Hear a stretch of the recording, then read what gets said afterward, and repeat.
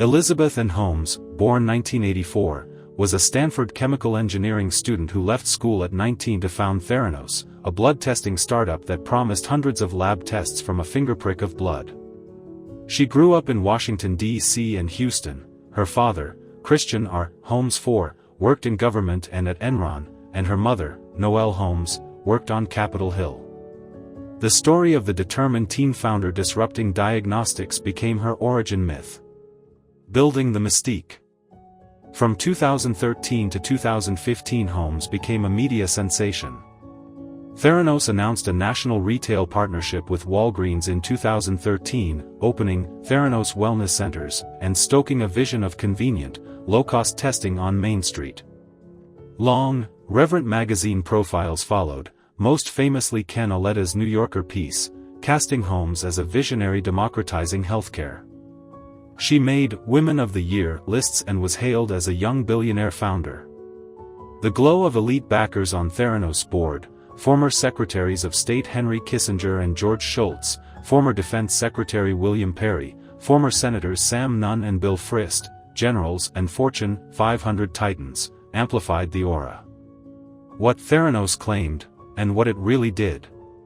Theranos said its proprietary analyzers could run a broad menu of tests accurately from a few drops of capillary blood. In reality, as later reporting and investigations documented, the company performed most tests on conventional analyzers, limited what its machines could do, and returned results that often failed internal accuracy standards.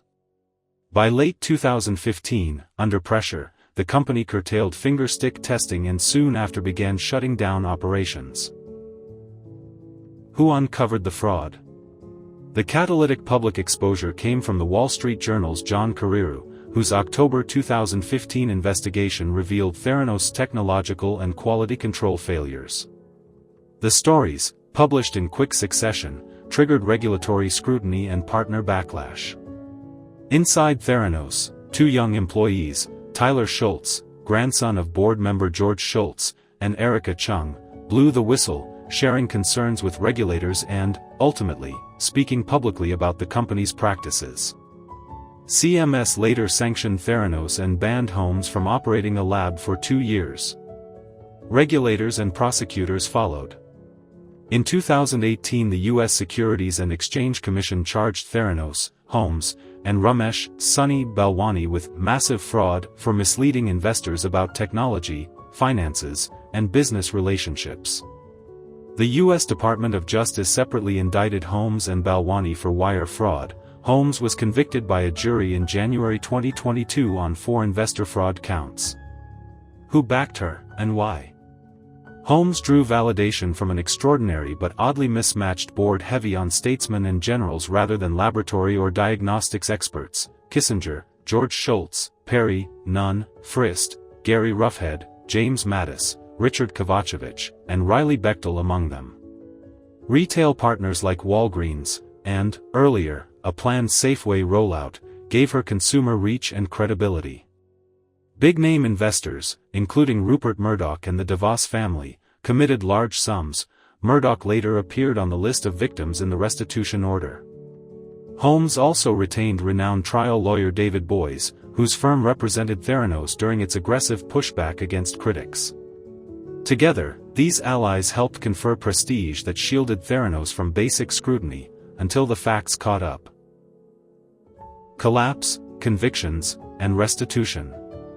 After Carreyrou's reporting, Walgreens terminated the partnership in 2016, CMS sanctions soon followed, and Theranos dissolved in 2018. In 2023, a federal judge ordered Holmes and Balwani to pay $452 million in restitution to defrauded investors, including Murdoch, Walgreens, and Safeway. In 2025, the Ninth Circuit rejected Holmes's appeal, leaving her convictions and joint and several restitution intact. Several factors explain why highly influential people trusted Elizabeth Holmes and supported Theranos, even though its technology didn't work as promised. 1. Compelling vision plus emotional appeal. Holmes pitched a mission that was hard to resist: revolutionizing healthcare, eliminating painful blood draws, and saving lives. Many supporters were drawn to the moral appeal of the idea as much as the technology. 2. Strong personal charisma. Holmes was extremely persuasive. Former insiders describe her as confident, polished, and unusually good at making people feel they were part of something world-changing. 3. Social proof and early endorsements. Once a few respected figures supported her, others followed. Big names signal credibility, especially for those lacking technical expertise. 4. Lack of scientific background on the board.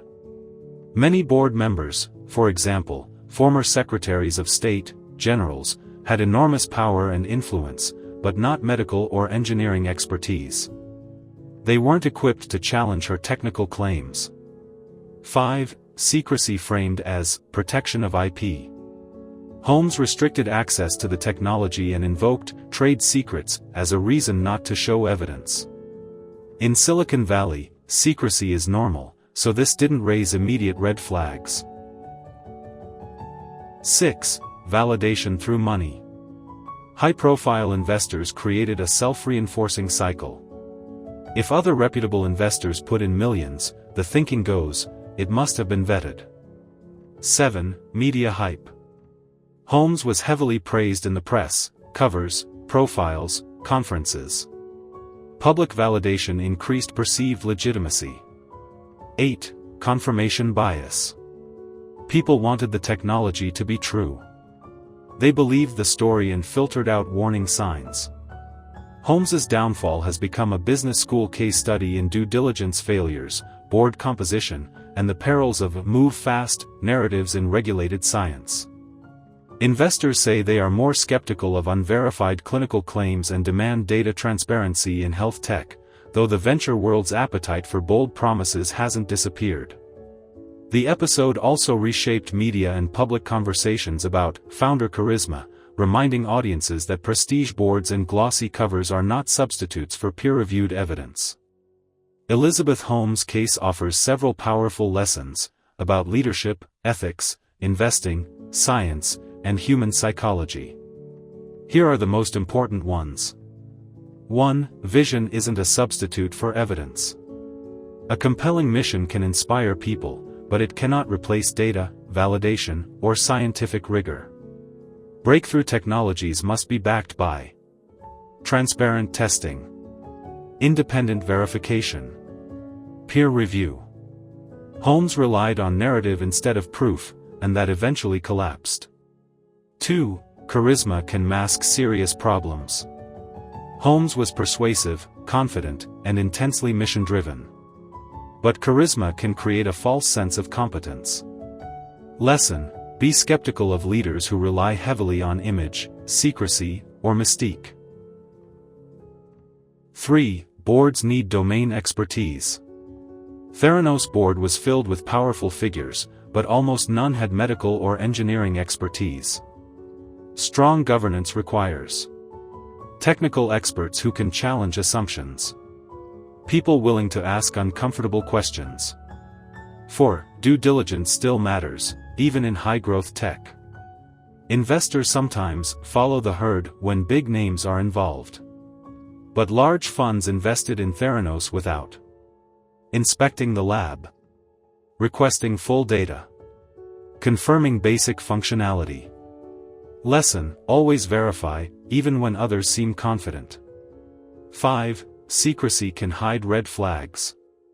Holmes framed secrecy as protecting IP. But in science and healthcare, where safety is paramount, excessive secrecy is a warning sign. 6. Culture shapes ethics. Theranos punished dissent and demanded loyalty. Healthy organizations encourage open questioning, internal criticism, a speak-up culture. Theranos treated skepticism as betrayal. 7. Mission-driven branding can be manipulated. Theranos used the language of compassion and saving lives, but the gap between story and reality was immense. Lesson: emotional narratives can cloud judgment.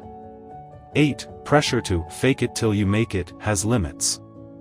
This Silicon Valley mindset works for software, but not for medical devices where real people's health is at stake. 9. Media hype can create an illusion of credibility. Holmes' public image fed investor confidence, even though the tech hadn't been validated. The lesson: press coverage is not technical evidence. 10. Ethics matter as much as innovation. The most important takeaway: even the most brilliant idea becomes dangerous if pursued without honesty, transparency, and accountability. Where is she now? Holmes, who has 2 children with her partner Billy Evans, is serving an 11-year, 3-month federal sentence. She reported to FPC Bryan, a minimum security women's prison in Texas, on May 30, 2023. Multiple 2025 reports continue to place her there while she pursues limited post-appeal options. Elizabeth Holmes' story isn't just about one person's deception, it's a reminder of how easily vision can overshadow truth. Her rise and fall show the importance of questioning bold claims, valuing transparency over charisma, and remembering that real innovation demands honesty. If there's one lesson her case leaves us with, it's that trust is powerful, and when misplaced, it can lead even the brightest ideas into dangerous territory. Do you know of any other fraud cases? Let us know in the comments. Thank you for watching.